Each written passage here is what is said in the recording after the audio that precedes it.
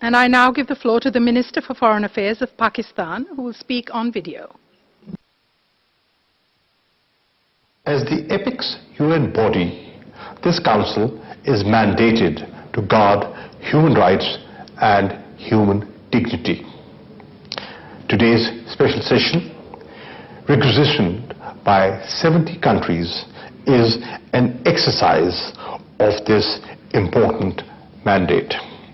The people of Palestine have once again faced relentless onslaught on their rights and dignity in 2 weeks of brutal Israeli aggression. This violent repression compounds 4 aspects of the perpetual Palestinian tragedy. In 7 decades of illegal occupation. 1.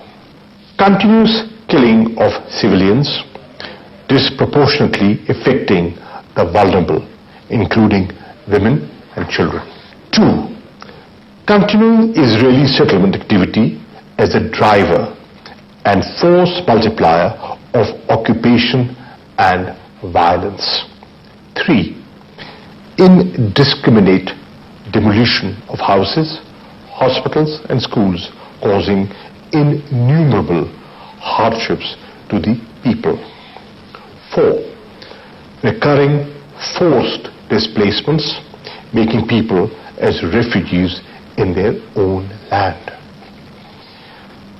The 2-week aggression also ignited violence and communal attacks against Palestinians in Israel, calling into question the tall claims of democracy and rule of law. Condoning to such violations only breeds arrogance and impunity.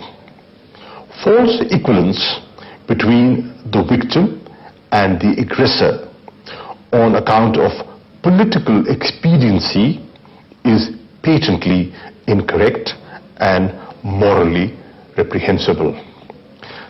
This Council must act to rectify the wrong. This Council must ensure realization of Palestinians' fundamental rights, right to life and right to self-determination.